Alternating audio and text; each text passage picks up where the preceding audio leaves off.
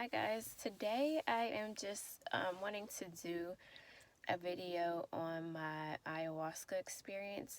So back in the end of May of this year, I went on an ayahuasca retreat in Peru, and it was definitely life-changing. So I didn't even find out about ayahuasca until I want to say until around January of this year. It was very recent. And as soon as I heard about it, I immediately was intrigued. So, um, my reason for wanting to do ayahuasca was because towards the end of last year, I was just really I started to feel like a little down, and I started to feel like I had a lot of blockages that were holding me back from moving forward with my life, and fear towards certain things were starting to creep up on me. So I just know that I needed something to break those barriers that were up. So towards I want to say towards the end of last year, I had I was led to look for this lady who I found back in 2015. She had helped me get through some really dark times just by watching her YouTube videos. So I was led to look for her because I didn't even realize I wasn't following her at the time, because her videos would always pop up on my YouTube feed. So I was just watching them a lot, and then I went for a long period without watching her. But I was led to find her. I'm like, let me find this lady, and it was easy for me to find her because her name is very it's just easy to remember. So her name, if you want to search her name is Valerie Love. And she has a YouTube channel with a bunch of different things on it, spirituality and things like that. So I searched for her, and I started watching some of her updated videos, because at that time it was like really needed. So she ended up at the beginning of the year in January, she started hosting clubhouse meetings, and it was just like, it was a different topic every day, but it was basically just to help everyone start their day off good. And it was really helpful. But during one of those clubhouse meetings, she ended up mentioning, telling us about one of her ayahuasca experiences. And this thing, has such a strange name. I'm like, what is this? But I was so intrigued because of what she shared with us.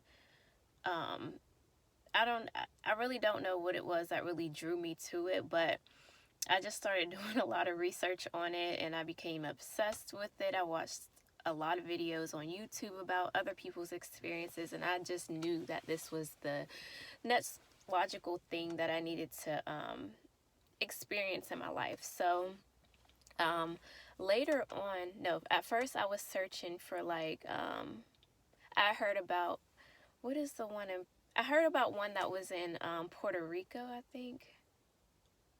No, Costa Rica. I can't remember the name of it though, but it's like a fancier type of healing center, and it's actually pretty expensive as well. But later on, a little later than that, I found out that she was hosting her own ayahuasca retreat.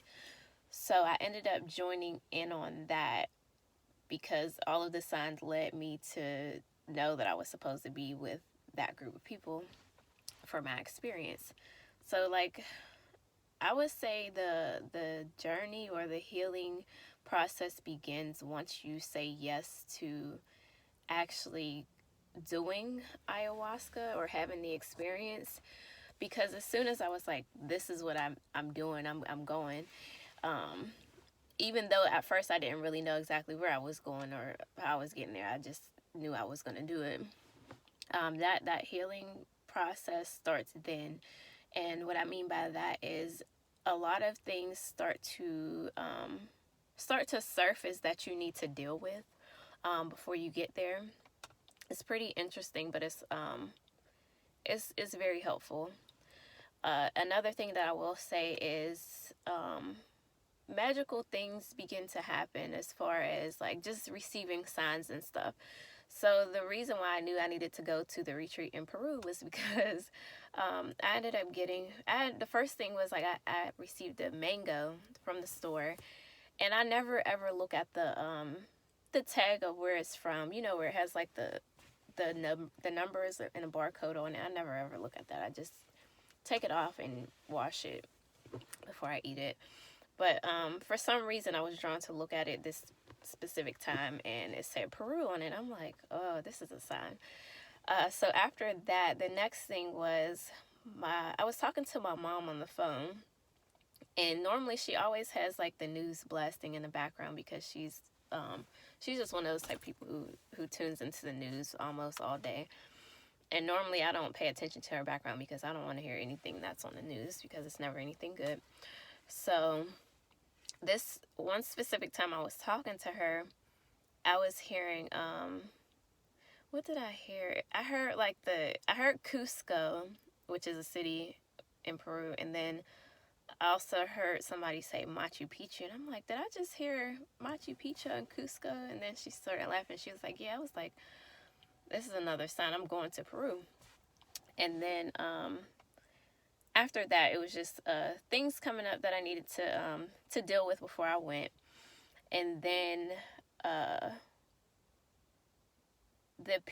would say the people that I went to Peru with, well, I traveled over there alone, but I met up with a group of women who were on the retreat with Valerie Love. There was about 9 of us, and I would say it was the most loving experience that I've ever encountered with strangers. It was just all love. So many hugs, so many good healing conversations, and it was just a really good, memorable, life-changing experience. So yeah, immediately when we got there, we were having conversations. We were there for 7 days. We started having like really deep conversations, and then while we were there, I'll just tell you the things that we did. We did ayahuasca. We also did the sweat lodge, which is like a sacred ceremony inside of I can't think of what the thing is. A temescal is what they use, and they put these hot stones in there, and it gets really hot, and you just start to sweat, and the shaman uses like sacred herbs and things like that. And then some of the ladies also did what is the thing? It comes from a cactus, and I actually brought some back home with me, but I haven't used it yet. But it's a heart opener. San Pedro is what it's called. It comes from a cactus. All right, so some of the ladies only did one ceremony, and some of us did 2. So my very first ceremony, I was a little disappointed with myself and just in general, because I felt like nothing had really happened, or I didn't get this experience that I thought I was going to have. But again, that's why you're supposed to, well, not again, because I didn't say it, but that's why you're supposed to go in with no expectations, because you're always going to get exactly what you need. And the plant medicine, Mother Ayahuasca, she meets you exactly where you are. So going in, like, I learned a lot about myself. At first, it was like, I was like waiting, like 10 minutes into it, I felt like I needed to throw up, but I was like, no, I'm not going to throw up, because I heard that you're supposed to keep it in longer so that the medicine can really work through you. Like immediately when I took the medicine, I was able to feel it working through me, like moving through my body, like throughout my whole body. However, I didn't throw up. I held it in, and that could be a reason why maybe I didn't get the experience that I thought I was supposed to have, because I was holding back. And really, you're just supposed to go with the flow of whatever you're feeling. So I was just holding back, and I'm sitting up, and had my arms crossed, just wondering, like, all right, nothing's happening yet. So I asked for another cup. Not too much happened, and then I had another half of a cup. and not too much was going on. Whenever I would close my eyes, I was able to see like faint, very faint colors, but I don't know. I wasn't really having like a deep experience. But one thing I will say is I definitely got exactly what I needed out of it, because it was me. It was my voice in my head, but it wasn't me talking. I feel like the information was coming from somewhere else. It was basically telling me everything that I needed to work on, like being fearful about certain things, and it was like a repetition of like, oh, you need to work on this. So there you go, being impatient again. Fear. I need to be. It was like I needed to be more in the moment, more present. There was a lot of things that came up. It was just me telling me what I needed to deal with, although it wasn't coming directly from me, or things that I needed to work on. So, I mean, in a sense, it was helpful. It was just that the only reason why I was disappointed was because it wasn't the experience that I thought I was supposed to have. But it was what I needed at that time, because I feel like it helped me. It prepared me for my next ayahuasca session. So after that, the next day we did the Temescal, which is the sweat lodge, and then the following night, um, not all of the ladies went for a second ayahuasca session because they felt like some of them were okay with the first experiences that they had, and some of them were very, very loud, so they were really deep into their journey during that first session. And that was a bit of a distraction, I will say. But I feel like if I would have been in deep, I probably would not have been worried about what was going on with them. But it was pretty interesting, to say the least. So 9 of us did it the first time, and then the second session there was only 4 of us who wanted to go back for a second session. So during the second one, I actually believe I only had 1 cup, and I went in. It was very interesting. So the first thing that I remember seeing was like, I saw like an alien head, but it had like a robot body, and wherever it was like somewhere in outer space somewhere. Um, it looked like it could have been standing on the moon, but I really don't know what that image was about or what it meant. But I do know that I learned a whole lot about myself. So the first things that came up for me was all of the traumatic moments that happened in my life that deeply affected me. And when I say affected me, it was like I had an ex-boyfriend who was very verbally and physically abusive, so that came up, and it was crazy because these memories that came forward were like things that I no longer thought about, things that were no longer coming up in my mind. So it was things that I guess I forgot about, or I just eventually dismissed those things. And it played out like a movie, like these moments where I felt like betrayed, abused, unworthy, unloved, all of that. So all of those moments with him, and it's crazy because I had already forgiven him. Moments with my mom where I felt like abandoned and stuff, just any traumatic moment that really affected me.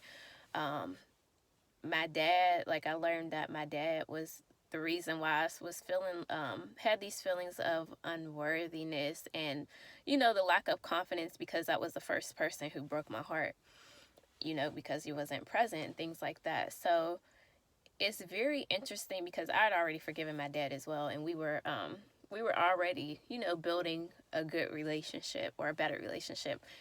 But it's interesting because these things that you forget about, that really affected you, or these things that you may have even forgiven all of these things and all of these people, but they leave like a residue on you subconsciously, and you don't even realize that these things are still affecting you until they get wiped away. So it was like all of these things had happened, and I was like crying for hours because I had to basically I don't want to say re-experience it because physically, you know, but emotionally I had to feel these things. And then after each one, with each person, I had to forgive them and I had to send them love. And that was how I, remove those things from my subconscious. It's like, yes, they may have still happened, but now it's no longer affecting me anymore. So that was interesting. Yeah, I was like crying for hours. And then there was another moment that I had because I I lost a relative, a close relative. She was a cousin that was kind of like an aunt to me because she was older. But I ended up finding her dead or lifeless, I guess you can say, the day after Christmas last year. And I didn't think that I needed to grieve her death because I was in a place where I understood death, so I thought I was okay, and I thought I just needed to be strong and just I didn't think it affected me, but I guess it did affect me in some kind of way because at that moment during my ayahuasca journey, I was able to grieve her and her mom's death, and then because her mom passed away 2 years before her, and then I also was able to like feel all of the love that they had for me, and I was able to like send them a lot of gratitude. And it was like a really powerful experience because they did a lot for me, and they spent like a lot of time with me when I was a child. They gave me a lot of love, they gave me a lot of attention, and I'm just really grateful for them. So I was glad that I was able to give them that gratitude, and I was also able to feel their love. All right, so after all the crying, there was a moment where I just started laughing, and I was like, none of this is real. We're just creating as we go. So after that, that's when I started learning a lot more about myself because there were some experiences that I've had that I questioned because there were a few times where I had awakened and I would see things that look like that appear to be portals, and I was like, well, what are these things? Like, I wasn't scared or anything because it didn't feel like scary or dark or anything, but I was curious because that wasn't like a normal thing. So I learned that I traveled through these portals um, to get information, well, to get lessons on love. I was told that I come from a planet of love, and not sure what the planet is called, but the colors I saw was like purple and pink. And I was told that I was a queen on this planet. I kept hearing like royalty, and I agreed to come here to teach people love, to like the people around me, to be the embodiment of unconditional love, and to basically to be the demonstration so that I can teach others around me love and unconditional love, and to just be the embodiment of love. And it started to make sense because after I had started to really awaken years prior to now, I just became really obsessed with love, and um, I love hearts and just things like that. I don't know. I love love, and I've been practicing and just learning more about love and how to be more loving towards people. And I feel like I'm really good at it now, but I never stop learning, as much as I can. So besides that, you know, um, I felt that, I may have had a few lifetimes on earth, but not many. That wasn't confirmed, but it was just a feeling that I got. And it's interesting because I've had situations, well, not situations, experiences in the past. Like one time I was in, and it wasn't many, but one time I was in, I want to say it was first grade. We had went to the computer lab, and then I had this moment where I was like, I thought to myself, but I thought it was just me acknowledging myself for the first time. I don't know. I had this thought in my mind where I was like, wow, I'm a real human being. So now when I look back at that moment, like it has a different meaning for me because that's not a normal, I guess that's just not a normal thought that a child has. And it makes sense because I'm not from here. So yeah, I thought that was pretty interesting, and that's a memory that stuck with me throughout my whole life, but I never really thought anything of it up until, recently. And then what else? Sorry, I'm just thinking. There's just so much, because there was so much information coming through, and it was very quickly, and then I'm moving back and forth between things that have happened and my experience, my recent experience. So I'm just trying to think. But yeah, that was one of the experiences that I did have. And let's see, after that I got information about, me and the planet of love and stuff like that. I was told, that I'm very important on planet Earth during this time. And what else?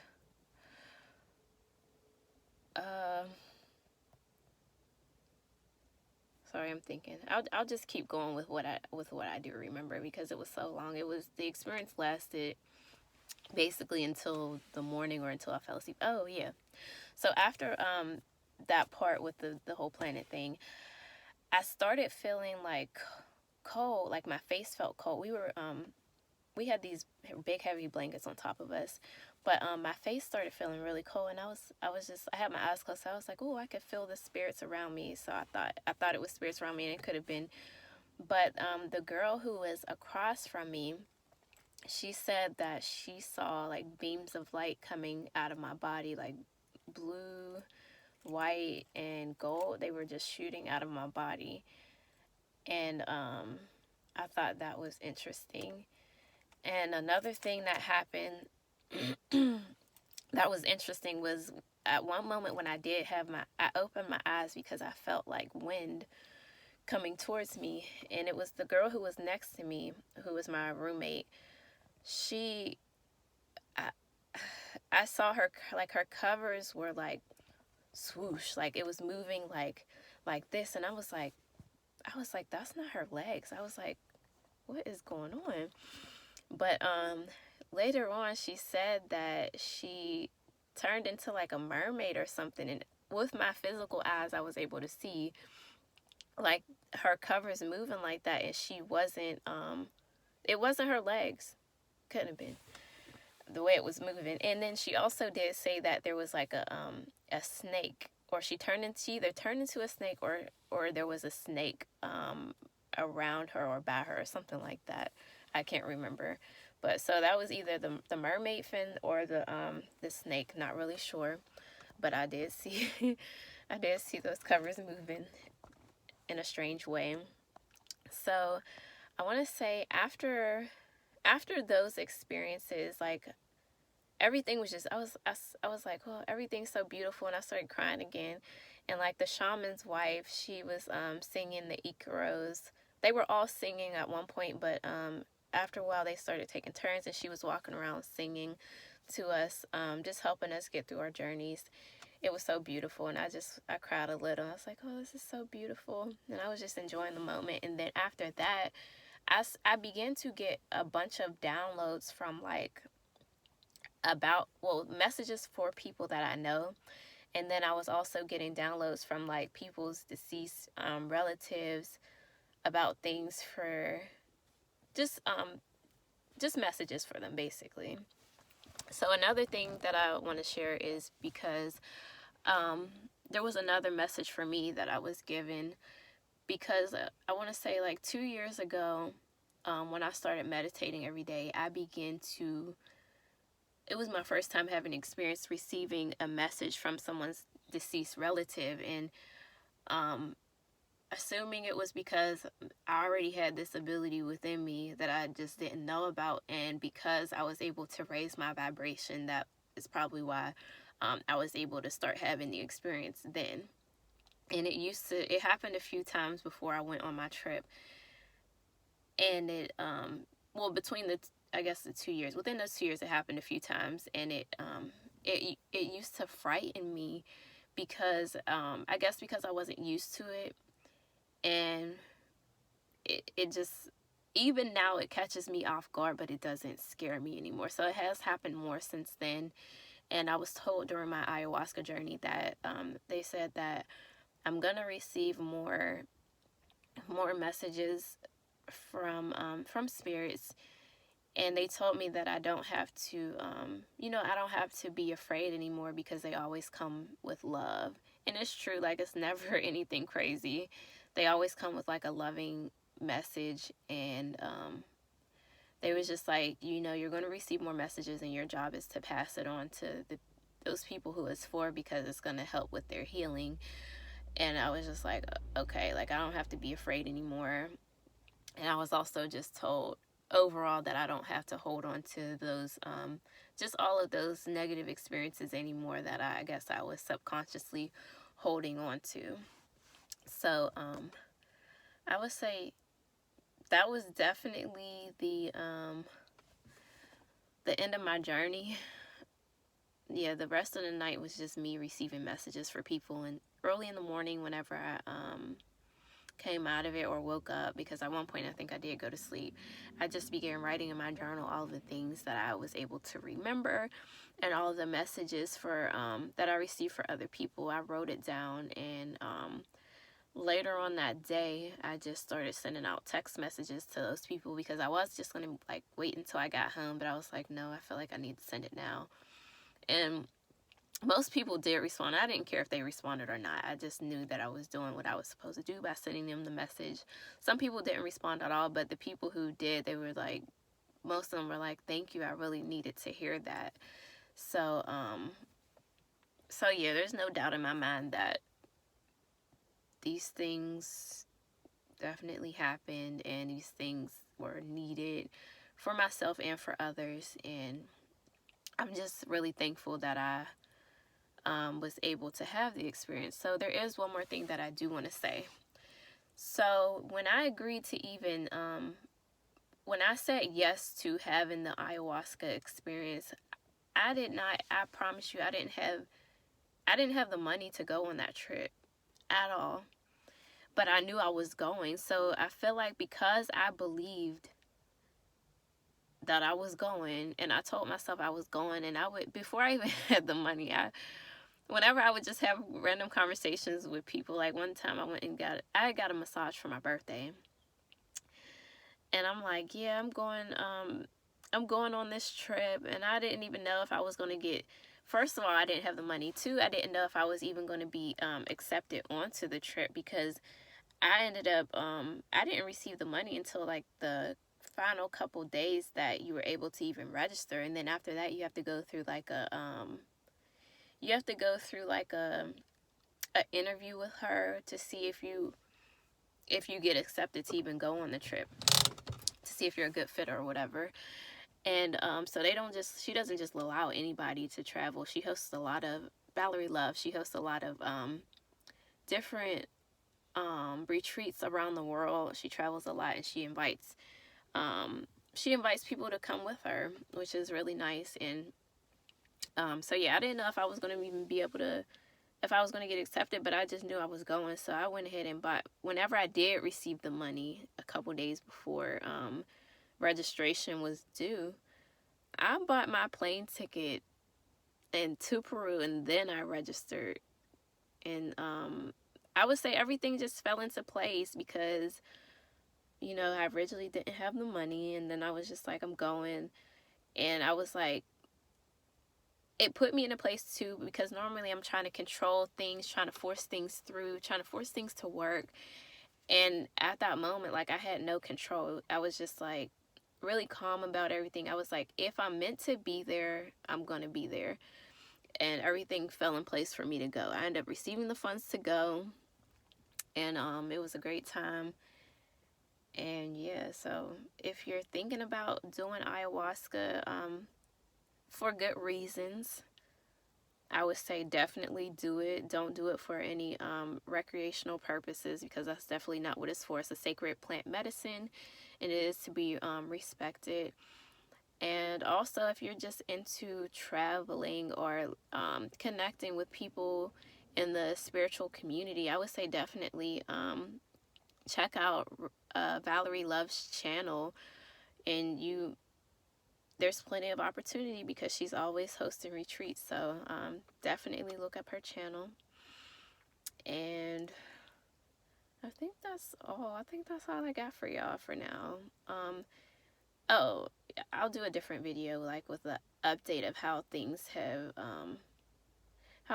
changed, and stuff like that. I'll do a separate video. But for right now, I believe that's it. There is one last thing that I did receive information on, and that was a long-term relationship that I was in, and me and my partner had decided to split up for 6 months prior to that happening. And I got information during my ayahuasca session that we're actually supposed to be together, and we just needed that time apart to just to grow, basically. And a lot of things, so we're back together now, but a lot of things have changed since then. And yeah, that's about it. If you have any questions, you can feel free to comment below. If you like this video, go ahead and hit the like button. And yeah, that's it.